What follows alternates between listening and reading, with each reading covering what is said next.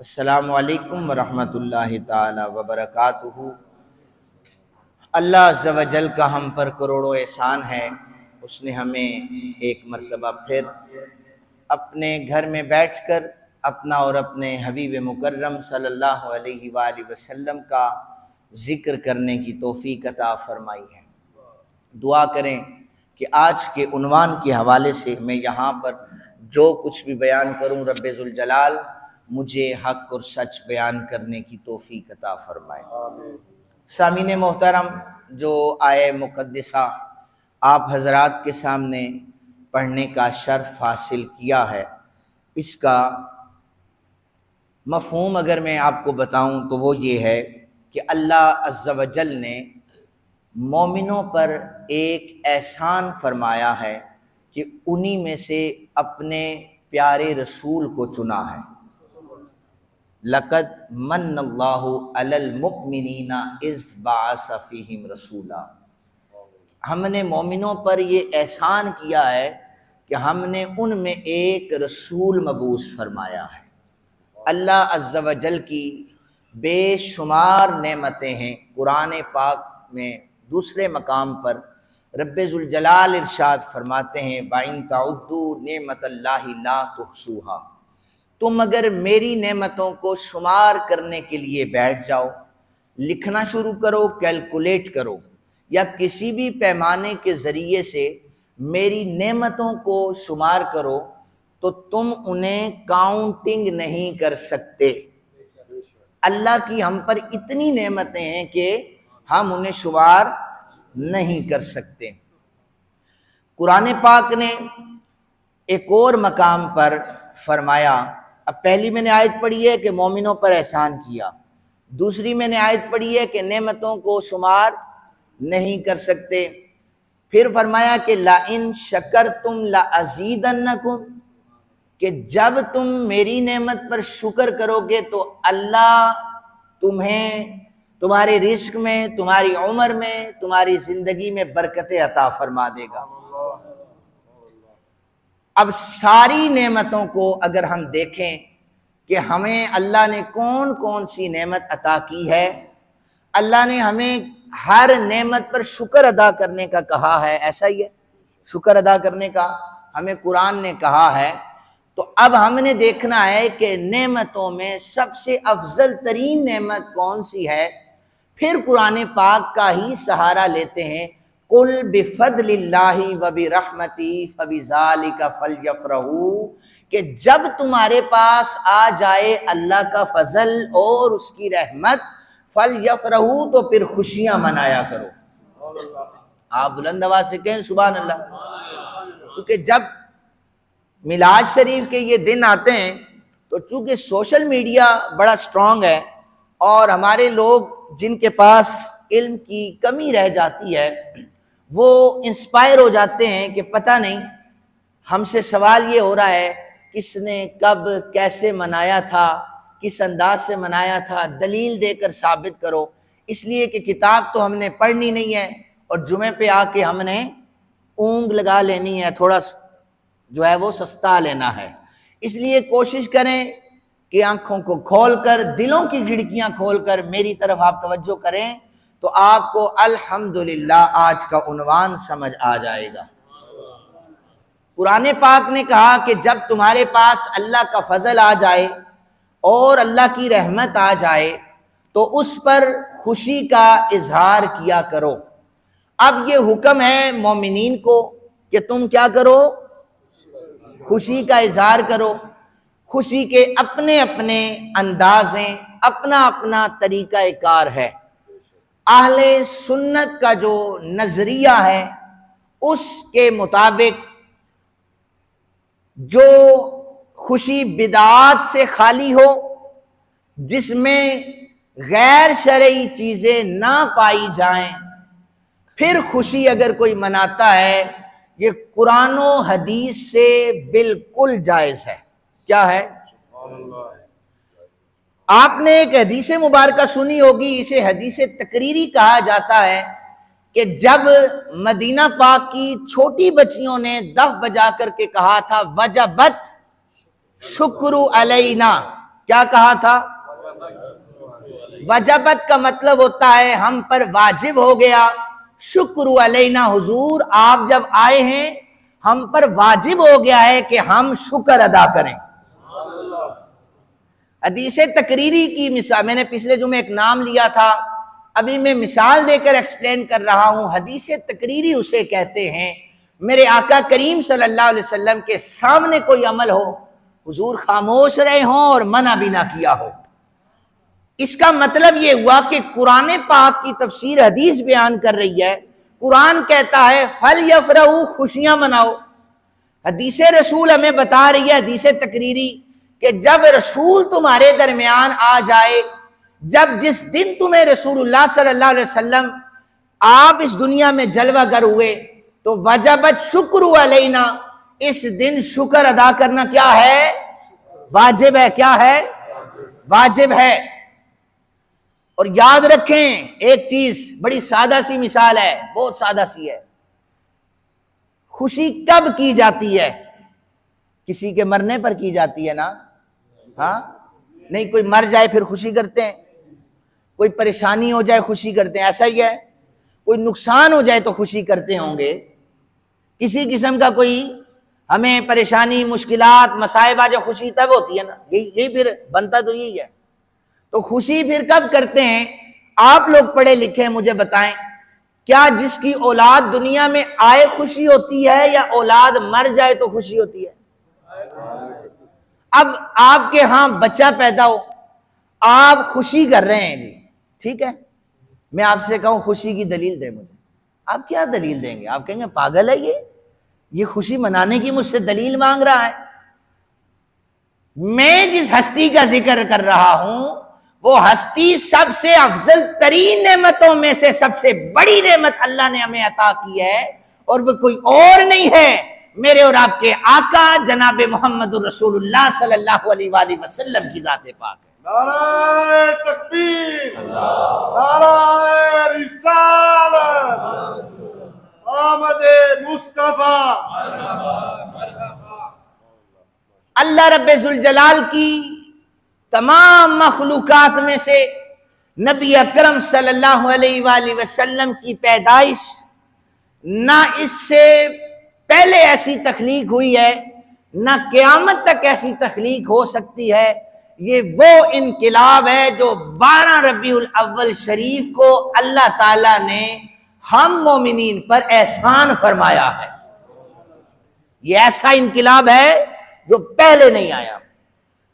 अब मैंने अर्ज की के शुक्र अदा करें, मैं आपको सिर्फ नबी अकरम सल्लल्लाहु अलैहि वसल्लम की आमद से भी पहले मैं अर्ज कर देता हूं कि हजरत मूसा अलैहिस्सलाम और दीगर अंबिया अलैहिमुस्सलाम भी दुआएं मांगते थे, रब्बना वबअस फीहिम रसूला, ऐ मालिक आदम अलैहिस्सलाम से लेकर आज तक हम जिस नबी के चर्चे सुनते आए हैं उस नबी को हमारे अंदर मबूस फरमा दे। नबियों की तमन्ना बता रहा हूं, नबियों की तमन्ना बता रहा हूं। अच्छा, हजरत मूसा अलैहिस्सलाम अंबिया में आपने मौजज़ात सुने होंगे। हजरत मूसा अलैहिस्सलाम को अल्लाह ने बड़े निराले मौजज़ात दिए थे और सबसे ज्यादा इजहार भी आपने फरमाया। यानी हजरत मूसा अलैहिस्सलाम अपना हाथ यहां पर डालते थे। मैं थोड़ा सा हजरत कलीमुल्लाह के हवाले से बता रहा हूं, बच्चे आप बैठ जाएं। यहां पे हाथ डालते, फिर बाहर निकालते, लोग देखते थे, हाथ रोशन होता था। हजरत मूसा अलैहिस्सलाम को अल्लाह ने, उन हाथ में लाठी उठाई हुई थी, असा जो लाठी थी, जादूगर आए। वो जादूगर, उनकी रिवायात में तादाद जो है वो 80,000 के करीब है। 80,000 जादूगर आया था अल्लाह के नबी के मुकाबले में। कहते हैं कि 300 उस दौर की जो गाड़ियां होती थी, जिस अंदाज से बना दे, 300 गाड़ियों पर रस्सियां रखकर लेके आए थे। 300 गाड़ियों पर रस्सियां हो तो रस्सियों की तादाद कितनी होगी। फिर उन्होंने अपने जादुओं से उन रस्सियों को सांप बनाया था कि मूसा पर हमला करो, इसे दिखाओ। हजरत मूसा ने अपने असा को एक दफा जमीन पर मारा, इतना बड़ा अजदहा बन गया कि कई 100 मील तक उसकी दुम लहराया करती थी। उसने मुंह खोला, सारे जादूगरों की उस जितने सांप थे उन्हें खा गया, निगल गया। इतना बड़ा मौजज़ा था। हजरत कलीमुल्लाह, आपने अल्लाह की बारगाह में आपको दिखाया गया कि एक उम्मत को पैदा करूंगा, उसकी शानें ये होंगी, आखिरी उम्मत होगी उसकी शानें ये होंगी। हजरत मूसा ने जब इस उम्मत को देखा तो आपने अर्ज की, मालिक ये जो उम्मत तू मुझे दिखा रहा है ये मुझे अता फरमा दे। अब देखें, हजरत मूसा अलैहिस्सलाम ने हमें देखा, अर्ज की कि मालिक ये उम्मत क्या कर, मुझे अता फरमा। इस उम्मत में झूठ है, इस उम्मत में मुनाफिकत है। ये तो फखर का बाइस थी, इसलिए जनाब कलीमुल्लाह सवाल कर रहे थे। नहीं, बल्कि यह उम्मत इस वक्त जिस हालत में पहुंची हुई है, यह तो परेशानी का बाइस बन रही है। पगलो, हजरत मूसा अलैहिस्सलाम को जो उम्मत दिखाई जा रही थी, उसमें हजरत मूसा अलैहिस्सलाम ने जनाबे हजरत अबू बकर सिद्दीक रज़ी अल्लाह तआला अन्हु जैसे देखे थे, उसमें अली उल मुर्तजा जैसे देखे थे। तो अर्जी पेश की थी, मालिक ये उम्मत मुझे दे दे। फरमाया नहीं, ये उम्मत तो मैं किसी को पहले ही दे चुका हूं, इस उम्मत को मैं पहले किसी को सौंप चुका हूं। तो मालिक फिर जिसे सौंप दिया है, फिर अर्जी मेरी ये है कि मुझे उसके उम्मतियों में से पैदा फरमा दे। रब्बना वबास फीहिम रसूला, नबी हुजूर की आमद की दुआएं भी मांगते रहे, हुजूर की उम्मत में पैदा होना भी मानते रहे। इस उम्मती को क्या हो गया है कि ये हमसे दलील मांगता है कि जब नबी आया था किसने खुशी मनाई थी। अच्छा, मैं आपको यहाँ पर एक और चीज़ बयान कर दूँ। हम एक शेर जो है हमारे इश्तिहारात पर लिखा होता है, निसार तेरी चहल पहल पे हजारों ईदें रबीउल अव्वल, सिवाय इबलीस के कैसा आगे बोलें जहां में सभी तो खुशियां मना रहे हैं। मैं अब हदीस मुबारका से इस शेर को साबित कर रहा हूं। यह हदीस मुबारका फरमाया कि सिर्फ शैतान इस दिन रोया था, सिर्फ शैतान रोया था। और अल्लाह के बंदो, हम शैतान ही को कह रहे हैं, उसी ने चीख मारी थी, रन्नतुन हीना वुलिदा रसूलुल्लाह सल्लल्लाहु अलैहि वसल्लम, जिस रात आमिना के लाल जनाबे मोहम्मद रसूलुल्लाह सल्लल्लाहु अलैहि वसल्लम की जलवागरी हुई, एक चीख सब लोगों ने सुनी। मालिक ये चीख किसकी है? कहा आज वो इब्लीस चीख मार कर रो रहा है। मालिक वो रो क्यों रहा है? कहा जिन लोगों को रास्ते से भटकाने के लिए मैं कोशिश करता रहूंगा, आज वो पैदा हो गया है जो अपना हाथ पकड़कर लोगों को सीधे रास्ते पर ले आएगा। इस दिन सिर्फ एक ही हस्ती परेशान हुई थी, वो मैंने आपको बता दिए, इसलिए परेशान ना हुआ करें। आप सारे ईमान वाले बैठे हैं और हर एक को खुशी है जनाबे मोहम्मद रसूलुल्लाह सल्लल्लाहु अलैहि वसल्लम के तशरीफ लाने की। ये सिखों का गुरुद्वारा बनाया गया था 3-4 साल पहले। वहां पर एक सिख तकरीर करके ये कह रहा था कि हम अल्लाह अज़्ज़ा व जल के साथ किसी को शरीक नहीं ठहराते। ये सिख कह रहा था। और वो ये कह रहा था कि अगर कोई अल्लाह अज़्ज़ा व जल के साथ किसी को शरीक ठहरा देता है तो हमारे सिखों के नजरियात में, अकायद में, वो शख्स खिंजीर से भी बदतर है जो अल्लाह के साथ किसी को शरीक कर देता है। वो क्या है?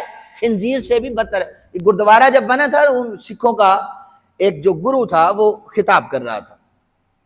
यहूदी कहता है हम भी अल्लाह को मानते हैं, ईसाई कहता है हमारे जैसा तो अल्लाह को कोई मानता ही नहीं है। लेकिन फरमाया तुम अल्लाह को मान रहे हो तो तुम्हें तौहीदी नहीं कहा जाएगा। सिखों का नजरिया सख्त है, लेकिन कहा अल्लाह को बेशक मानो, लेकिन अभी तुम तौहीदी नहीं कहलवाए जाओगे, तुम्हारी इस तौहीद को कबूल नहीं किया जाएगा। हाँ, अल्लाह को मानते हैं, अल्लाह को ही माने, बस सिर्फ अल्लाह ही है, अल्लाह को माने। तो कहा यहूदी भी मानता है, ईसाई भी मानता है, नसरानी भी मानता है, सिख भी अल्लाह को मान रहा है, हिंदू भी अल्लाह को मान रहा है, लेकिन उनकी इस तौहीद को कबूल नहीं किया जाएगा। मेरी और आपकी तौहीद को कबूल क्यों किया जाएगा? इसलिए कि हम अल्लाह को मान रहे हैं, लेकिन इस मानने में रसूलुल्लाह की मोहब्बत को शामिल किया जाएगा, रसूलुल्लाह के इत्तिबा को शामिल किया जाएगा। इसलिए जब तक कोई दिल, जिस शख्स का ईमान मोहब्बत रसूल से खाली होगा, वो दावे बेशक करता रहे मैं बड़ा तौहीदी हूं, हम तौहीद परस्त हैं। अरे बाबा, तौहीद परस्त वो होता है जो अल्लाह के रसूल को तस्लीम करके अल्लाह रब्बुल जलाल को मान रहा हो, वो तौहीद परस्त होता है। रिसालत का इनकार करने के बाद कोई शख्स ये दावा करे कि मैं तौहीद परस्त हूं, तो इस ऐसा दावा यहूदी भी कर रहा है, ईसाई, नसरानी और कादियानी भी कर रहा है। इसलिए अब मैं आगे मकसद मिलाद शरीफ के हवाले से भी अर्ज करता चलूं। हमारा मकसद, मैं हरगिज जब भी अपना खिताब करता हूं, मैं ये नहीं कहता कि मैं आपको झंडा साबित करके दूंगा, मैं आपको लाइटिंग साबित करके दूंगा, मैं आपको जुलूस साबित करके दूंगा, ये सारी चीजें बयान हुई नहीं। मकसद मिलाद शरीफ नजरिया अहले सुन्नत में यह है कि हम अल्लाह अज़्ज़ा व जल के प्यारे रसूल की सीरत को बयान करते हैं। ये झंडियों का, ये लाइटिंग का, ये जुलूसों का, ये स्पीकर्स का, बड़ी बड़ी महाफिल का मोहताज नहीं है।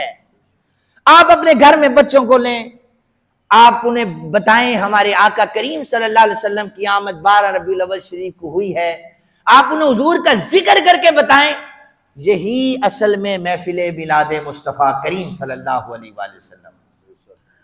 और फिर एक और चीज में अर्ज करता चलूं, वशकुरू नेमतल्लाह। ये सारे जितने भी तौहीद परस्त हैं उनके लिए कुरान की एक और आयत है, इन कुंतुम इय्याहु ताबुदून, कि जो मैंने पहले 4 आयात पढ़ी हैं, नेमतों पर आप नेमतों को राजी याद रखें, अल्लाह ज्यादा करेगा। यहां फरमाया वशकुरू नेमतल्लाह, अल्लाह की नेमत पर क्या करो, ऊंची आवाज से बोले, अल्लाह की नेमत पर क्या करो। कौन करेगा? इन कुंतुम इय्याहु ताबुदून, जो इबादत करने वाला होगा, जो मुझ अल्लाह को मानने वाला होगा, वो क्या करेगा मेरी नेमत पर।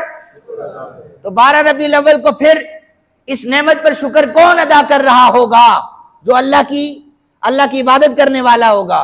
तो पता चला तौहीद परस्त सबसे बड़ा है ही वो जो रसूलुल्लाह की मोहब्बत को अपने दिल में समा कर बैठा हुआ है। हम ये तो नहीं कहते कि जुलूस निकालें और नमाज ज़ोहर को छोड़ दें, कभी किसी आलिम से सुना है? हम ये नहीं कहते कि जुलूस निकालें, किसी का जीना आप जनाब हराम कर दें। हम तो ऐसी तालीम उलमा तो नहीं देते। अगर कोई जाहिल अपने इल्म की कमी के बायस ऐसा कर रहा होता है तो हमारा तो उससे ताल्लुक ही नहीं है। हम तो सिर्फ इतना कहते हैं कि बाकायदा जब हमारे जुलूस निकलते हैं तो जिला इंतजामिया के साथ हमारे रूट की सिलेक्शन होती है, उस इलाके के लोग बाकायदा तौर पर शामिल होते हैं, मसालती कमेटी शामिल होती है कि ये रूट दिया जाए, इस रास्ते से इन्हें गुजारा जाए। तो ये रूट तो तय होते हैं। मिलाद शरीफ का हुस्न ये है कि आप रसूल कायनात सल्लल्लाहु अलैहि वसल्लम की जो आमद की खुशी है वो शरई अंदाज में गैर शरई तरीकाकार को छोड़कर अपने अल्लाह को भी राजी रखे, रसूलुल्लाह सल्लल्लाहु अलैहि वसल्लम को भी राजी रखे। मेरे पास इस वक्त 4 कुतुब के हवाले मौजूद हैं।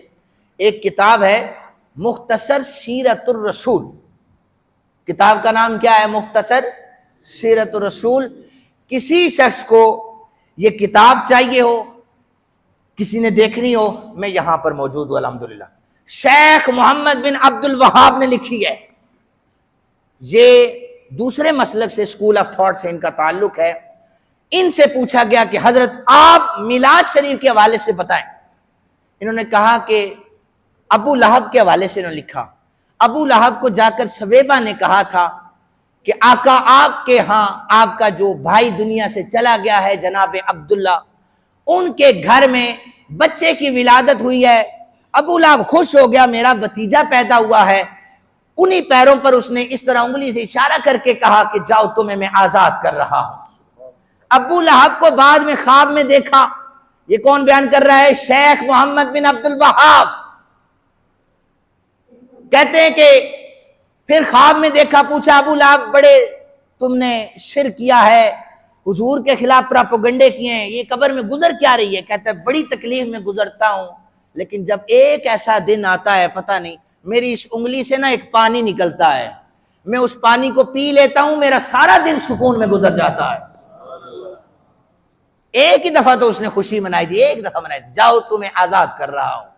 अब्दुल वहाब लिखते हैं कि अगर काफिर को रसूलुल्लाह की खुशी मनाने की वजह से फायदा हो सकता है तो ला इलाहा इल्लल्लाह मुहम्मद रसूलुल्लाह पढ़ने वाले हैं, उन्हें कैसे फायदा नहीं मिल सकता। दूसरी किताब का हवाला सुन लें, इमदादुल फतावा। मैं ये किताबें खरीद कर मैं आज लाने वाला था, फिर मैंने कहा शायद पता नहीं हमारे नमाजी कहेंगे ये क्या कर रहे हैं, तो मैंने कहा ज़बानी पढ़ लूं, 8 साल से खिताबत कर रहा हूं, इतना तो मेरे ऊपर यकीन ही नहीं होगा। इमदादुल फतावा में देवबंद स्कूल ऑफ थॉट के मौलाना अशरफ अली थानवी साहब ने लिखा है, ये इसका किताब का सफा नंबर नोट फरमा लें, सफा भी अगर गलत हो फिर भी मैं यहां पर मौजूद हूं, जो सजा आप कहें मैं हाजिर। किताबुल बिदात, जो चैप्टर का नाम होता है किताबुल बिदात, उसमें उन्होंने लिखा है कि अगर बिदात ना हो, क्या हो? बिदात ना हो तो जिक्र विलादत रसूल पाक सल्लल्लाहु अलैहि वसल्लम करना ये सवाब का काम है, और जिस तरह बाकी अस्कार सवाब के काम है, इसी तरह ये जिक्र करना भी खैर का काम भी है, सवाब का काम भी है, और अफजल तरीन अमल कहलाया जाता है। चौथी किताब इरशादुल इबाद फी ईद मीलाद, इस किताब को भी लिखा मुसन्निफ इसके हैं मौलाना अशरफ अली थानवी साहब। किताब का सफा है 4। आपसे पूछा गया कि आप इस हवाले से क्या इरशाद फरमाते हैं, तो आपने कहा कि हम मिलाद शरीफ को बाइसे बरकत समझते हैं। क्या समझते हैं? बाइसे बरकत समझते हैं। और वो कहते हैं जिस घर में रसूलुल्लाह का मिलाद सजाया जाए, अल्लाह पूरा साल उस घर में से बरकतों को खत्म ही नहीं करता। मैं हवाला कोई अपनी किताब का दे दूं, मुझे फिर कोई कहे कि ये तो आपकी किताबें, आपके मसलक की किताबें। मैं क्या कह रहा हूं, इरशादुल इबाद फी ईद मिलाद, और मैं किसी मसलक पर अल्हम्दुलिल्लाह कभी भी उंगली भी नहीं उठाई, और ना ही हम उनकी किताब से एक हवाला आपके सामने पेश कर रहे हैं कि जिस घर में रसूलुल्लाह सल्लल्लाहु अलैहि वसल्लम का मिलाद हो, पूरा साल उस घर में से अल्लाह बरकतों को खत्म नहीं करता। मैं चौथा हवाला देकर अपनी गुफ्तगू को खत्म कर रहा हूं। अहलुल हदीस स्कूल ऑफ थॉट से ताल्लुक रखने वाले आलिम नवाब सद्दीक हसन खान, इन्होंने किताब लिखी है अश-शमाइमतुल अंबरिया फी मौलिद खैरिल बरिया। ये किताब का नाम है, लिखना भी औखा काम है, अश-शमाइमतुल अंबरिया। इनसे इसकी किताब का सफा नंबर क्या है? सफा नंबर 12, नोट फरमा ले, सफा नंबर 12 है। आपने लिखा कि जिसको हजरत रसूल कायनात सल्लल्लाहु अलैहि वसल्लम के मीलाद की आमद की खुशी ना हो, उसके दिल में ईमान ही नहीं है। कौन लिख रहा है? अहले हदीस स्कूल ऑफ थॉट से ताल्लुक रखने वाले आलिम नवाब सदीक हसन खान। सामीन मोहतरम, ये तो मैंने इसलिए अर्ज किया है, हमें कुरान जब कह रहा है वो काफी और शाफी है, हमें उसके बाद जरूरत नहीं है, लेकिन मौजूदा दौर में लोग मानने के लिए तैयार नहीं है। हम किसी पर कोई फतवा नहीं होता, हम इतना कहते हैं आप रोके ना, रसूल कायनात सल्लल्लाहु अलैहि वसल्लम का मिलाद शरीफ हो रहा है, आपने नहीं मनाना, आप अपने घरों में बैठ जाएं, हम खुशी मना रहे हैं, हमें आप खुशी मनाने दें। बल्कि यहां पर मैं ये भी अर्ज करता चलूं कि